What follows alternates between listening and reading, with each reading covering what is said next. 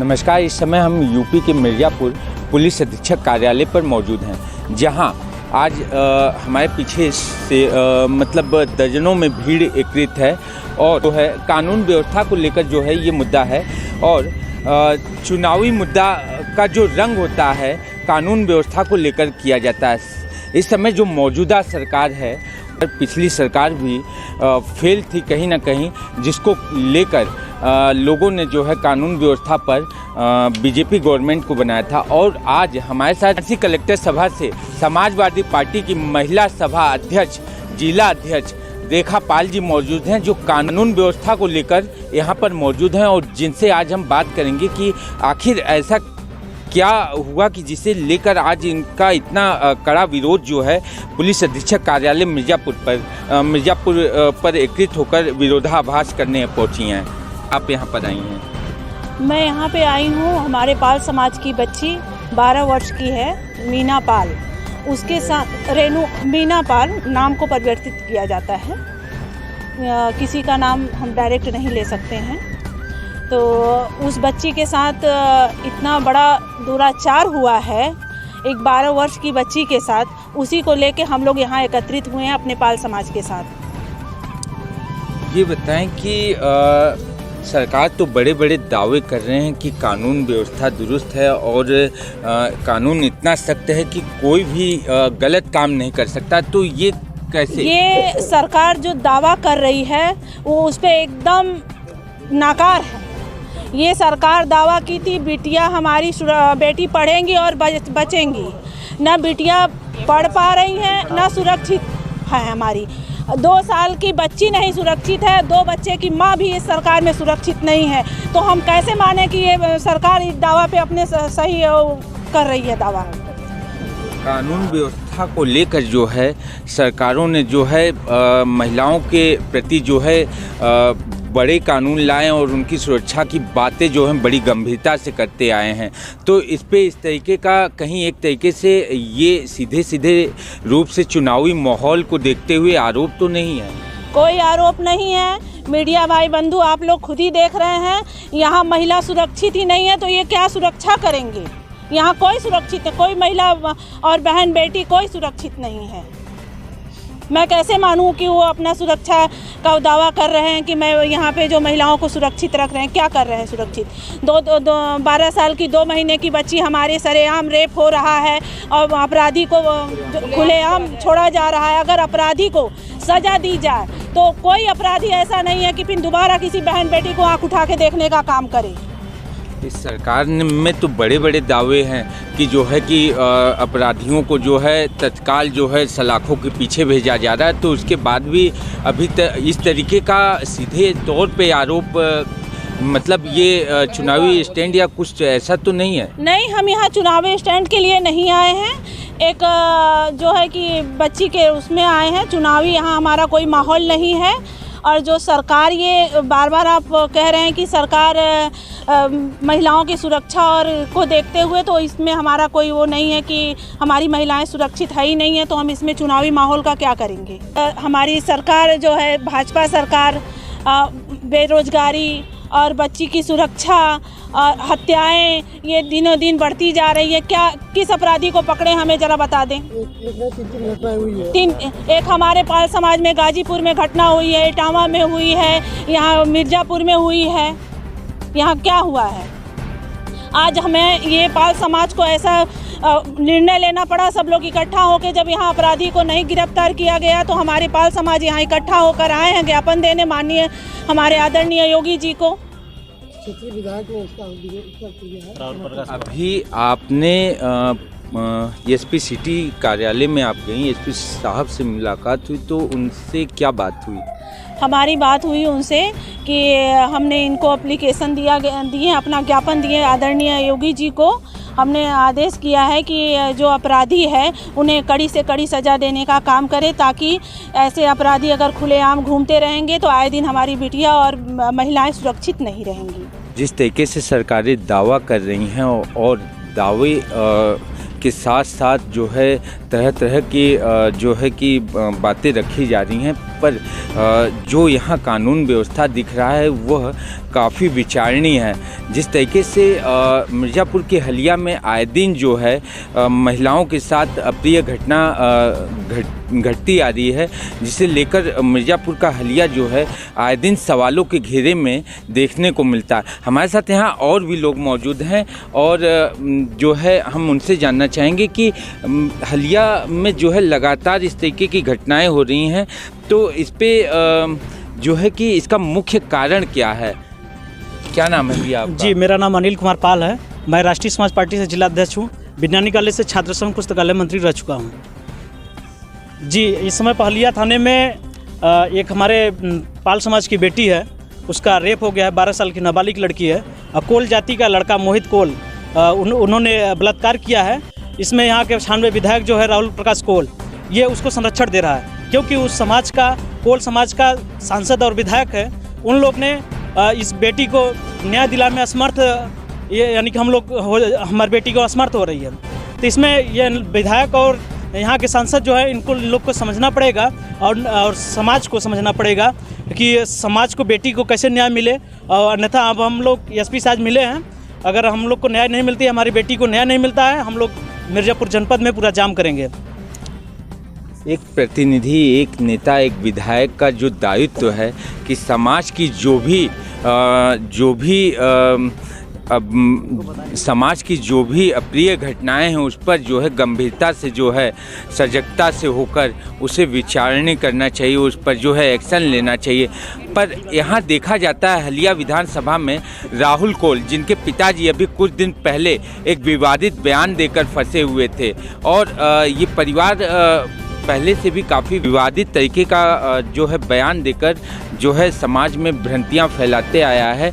आज वहाँ के जो विधायक हैं माननीय राहुल कोल जी, उनके द्वारा समाज में जो है एक बिरादरी जातिवाद को लेकर जो विचार है वो काफ़ी जो है विचारणीय है कि इस तरीके के जो नेता हैं और वो भी एक समाज को जो लेकर चल रहे हैं, ये सोचने लायक है। और वहाँ के लोगों द्वारा जो ये इस तरीके की वहाँ पे जो इस तरीके की कानून व्यवस्था है, उस पर विधायक का जो है नेतृत्व सही ढंग से न दिखाना और उसे सही तरीके से न संभालना, ये भी काफ़ी सवालों के घेरे में है। हमारे साथ और कुछ लोग हैं, हम जानना चाहते हैं, जहाँ हमारे विवेक भाई हैं, और विवेक भाई से हम जानना चाहेंगे कि कानून व्यवस्थाओं को लेकर जो है सरकार जहां सजगता की बात कर रही है, और आप एक अधिवक्ता भी हैं, और ये बताएं कि संविधान सबके लिए एक बराबर है, पर जब इस तरीके की घटनाएं घटित हो जाती हैं तो उसके बाद कानून व्यवस्थाओं में ये जो लापरवाहियां देखने को मिलती हैं, इसको लेकर क्या संविधान उनके लिए एक बराबर नहीं है क्या? देखिए, संविधान तो सिर्फ संविधान और कानून आज के समय में और आज के सत्ता और शासन के दौर में सिर्फ गरीबों और आम लोगों के लिए है। सत्ता पक्ष के लोगों के लिए और सत्ता पक्ष के जो कार्यकर्ताओं के लिए ना तो कोई कानून है, ना तो कोई संविधान है। नहीं, सब तो उसी दायरे में आते हैं। दायरे में वो हमारे और आपके जो कहने और सोचने के दायरे में आते हैं, लेकिन सत्ता और पार्टियों के दायरे में नहीं आते वो सब। सरकार कोई भी रहे, पर कानून व्यवस्था तो हमेशा इसी तरीके से देखी गई है। आप सही कह रहे हैं, यह होना चाहिए, लेकिन यह हम लोग दिखता नहीं है। अगर आज यह सत्ता पक्ष जो है या कानून व्यवस्था दुरुस्त होती तो हमको इलाहाबाद से नहीं आना पड़ता, हमारे अध्यक्ष जी को वाराणसी से नहीं आना पड़ता। आज 12 दिन हो गए, आपको पता होना चाहिए। अभी तक FIR लिखा गया? FIR लिखी गई, लेकिन जो तहरीर दी गई जो है पीड़िता के पिता द्वारा जो तहरीर दी गई, सत्ता पक्ष के विधायक द्वारा जो है उसको बदलवा दिया गया, उसको चोरी में परिवर्तित करा दिया गया। और 12 दिन बाद FIR फिर से होती है, जब पूरे समाज के लोगों का आक्रोश होता है। सोशल मीडिया के माध्यम से हमने भी मुख्यमंत्री को पत्र लिखा हुआ था। जब दबाव बनता है तब अभी सुनाई दे रहा है। एडिशनल SP महोदय भी बता रहे हैं, SHO महोदय का भी फ़ोन आया था कि अभियुक्त की गिरफ्तारी हो चुकी है, लेकिन अब हुई है कि नहीं हमने नहीं देखा है। बड़ा सवाल है कानून व्यवस्था को लेकर। जब इस तरीके की शिकायत आती हैं तो उस पर तत्काल जो है जो पीड़िता का मेडिकल करवाना चाहिए, पर तत्काल जो है मेडिकल सुविधा भी उपलब्ध नहीं कराया जाता, और जिसको लेकर इस तरीके की जो भी घटनाएं हैं वो काफ़ी प्रश्न चिन्ह वाली हैं। उस पीड़िता के पिता भी हमारे साथ हैं और हम बात करेंगे उनसे। चाचा, क्या हाल चाल है? हमारा हाल चाल सही है। हमारा थाना हलिया है, हम गांव महोगढ़ है। हम अनपढ़ है आदमी हो सर। हमारे 5 बेटी है। हम उस बेटी का हमारी एक तबीयत खराब हुआ, हम चले गए दवा कराने, और दूसरी वहाँ एक 12 साल की लड़की, उसके हम पटक दिया भेड़ चराने। हम कहा बेटी आप जाए कि भेड़ चराओ, तो हम जाते दवा कराए के आवत है। तो 4 बजे इतवार रविवार के दिन हमारे लड़की के संगे दुर्घटना हो गया। हम यहाँ से लेके भागे, उसके घर पर गया, फिर वो बोल रहा है कि धमकी दे रहा है कि क्या हुआ था उस दिन, जरा विस्तार में बताइए। वो हमारे लड़की के संगे सीधे बलात्कार किया, मुंह दबा के लेके पटक के सीधे उसके साथ में बलात्कार किया। कोई जातीय दुश्मनी तो नहीं थी उससे? दुश्मनी कभी नहीं रहा, दुश्मनी हमसे उससे कभी नहीं रहा। वो धमकी दे रहा है ना, वो धमकी दे रहा है कि वहाँ अगर धमकी किस चीज़ को? धमकी ये चीज़ की दिया कि घर तुम जाओगे बताओ तो तुमको ऐसा कर दूंगा, तुमको बर्बाद कर दूंगा। तो फिर अच्छा, प्रशासन को सूचना दिया तो उसके बाद आपका FIR या आपकी जो घटना उस पर प्रशासन ने वहाँ तत्परता से जो है कार्रवाई की? हाँ, तो हम गए थाने पर, भाग गए थाने पर, भाग गए। प्रशासन ने आपके साथ वहाँ मदद पूर्व भाव दिखाया? हाँ, तो प्रशासन भाग के गए हम। वो हम जो तहरीर बना के दिया वकील से, वो तहरीर हमार बदल के दूसरा तहरीर बनाए, लिखें दूसरा तहरीर, मतलब चोरी, मतलब दूसरा तहरीर लिखें। हाँ, जो आप देहे रहला ओके नहीं लिख लें, दूसरा आप अपने दिमाग से बनाएं और वो हमारा नहीं तैयार करें। तो जब बनाए तो हम वकील लेके आवा, वकील से पढ़ावा, तब वकील हमें बताएं, तब हमारी जानकारी भी। तब फिर जब 6 दिन वहाँ पर आमिर गुरुतुल कह के हम 6 दिन वहीं बैठाए रहिए। इसके बाद हम घबराइए, जब घबराइए तो हम भागे। फिर मेडिकल भुआरा बिटिया का मेडिकल वहाँ कुछ नहीं कराएं, हमारा कुछ नहीं कराएं, कहाँ सब हो जाएगा, घबराओ मत तुम। तो ऐसे हम घबराई के फिर मुकदमा जब तहरीर कर चोरी का लिख दिया तो मेडिकल क्यों कराएंगे? कुछ कह रहे थे आप? जी, मैं कह रहा हूँ, आपने पूछा कि मेडिकल जो है जब इनकी तहरीर ही चेंज कर दी गई, जो रेप का आरोप था लेकिन उसको चोरी में परिवर्तित कर दिया गया, तो मेडिकल तुरंत कहाँ होगा? बाद में जब दबाव बना लोगों का, 6 दिन बाद मेडिकल हुआ पीड़िता का। अभी क्या कंडीशन है? अभी कंडीशन अब तो सुना, आप तो देखे नहीं है आँखें से कि क्या कंडीशन हुआ, क्या नहीं हुआ। पर हम बाहर भागा था। स्वस्थ है ना अब? अभी उसकी अभी ठीक नहीं भैया, मानसिक अभी उसका जात बात है। अपराधी जो है कि अभी अरेस्ट हुए कि नहीं? नहीं, अब हमको नहीं मालूम है सर। उनको धमकाया जा रहा है, हमको धमकी बार वो दे रहा है। मुकदमा वापस लेने, किसी के बेटी के बाप को अगर धमकी दिया जाए कि आपके बिटिया को जान से मार दिया जाएगा, तो आपको जान से मार दिया जाएगा। एक बूढ़ा बाप और एक भेड़ चराने वाला बाप, वो क्या सोचेगा? अगर आज मेरी हत्या हो जा रही है तो मेरे पीछे 5 परिवार अगर तकलीफ में होगा, तो वो बाप क्या कह सकता है? वो पीड़िता के दर्द से अगर उस पिता से पूछिए तब उस चीज़ को आपको अंदेशा होगा। और प्रशासन को अध्यास है, और उनको न्याय चाहिए। हम लोग इसलिए आए हैं कि उन्हें न्याय मिले, उस बच्ची को न्याय मिले, जल्द से जल्द गिरफ्तारी हो और न्याय मिले। और हमारी बच्ची को अगर कोई समझौता किया जाएगा तो हम लोग उस पर नहीं राजी होंगे। हमें न्याय चाहिए, क्योंकि हमारे बच्ची का इज्जत नहीं आएगा।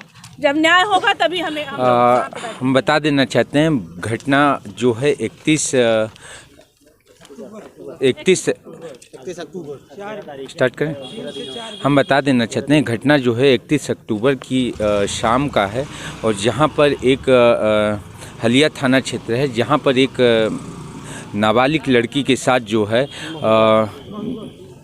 हलिया थाने क्षेत्र का है, जहां पर एक नाबालिग बच्ची के साथ जो है वहां के लोगों के वहां के एक युवक के द्वारा जो है अश्लील हरकत और जो है उसके साथ बलात्कार करने की कोशिश की गई। और उस घटना के बाद जब उस पीड़ित का परिवार जो है प्रशासन के पास तहरीर देने जाता है, तो प्रशासन जो है उस तहरीर में फेरबदल कर परिवर्तन कर जो है उस घटना को परिवर्तित कर देता है। और इसमें सबसे बड़ा आरोप वहाँ के विधायक राहुल कोल, जो इस समय सत्ता पक्ष में हैं उनके ऊपर आरोप लग रहा है कि वो इस घटने में फेरबदल कराने में उनका हाथ है, और जहां लेकर जिसको लेकर अभी तक उस मामले में अपराधियों का कोई पकड़ नहीं हुआ, जिससे लेकर वहां की समाज और पाल गडेरिया समाज के लोग काफ़ी आक्रोशित हैं, जिसको लेकर आज मिर्ज़ापुर की पुलिस अधीक्षक कार्यालय पर लोग एकत्रित होकर अपना आक्रोशित किया और मुख्यमंत्री को जो है पत्रक देकर उन तक संज्ञान पहुंचाने की कार्रवाई की गई। और जहां अभी पता चल रहा है कि अपराधियों के खिलाफ जो है FIR तो दर्ज हो गया, पर अपराधी अभी भी जो है पकड़ से गिरफ्त से बाहर हैं। बता दें, सरकार जो है कानून व्यवस्था को लेकर इस सत्ता में आई थी, और यही सरकार जो है इस समय कानून व्यवस्था को लेकर देखा जा रहा है काफ़ी फेल दिख रही है। मिर्ज़ापुर से संपूर्ण समाचार के लिए चंदन दुबे की रिपोर्ट।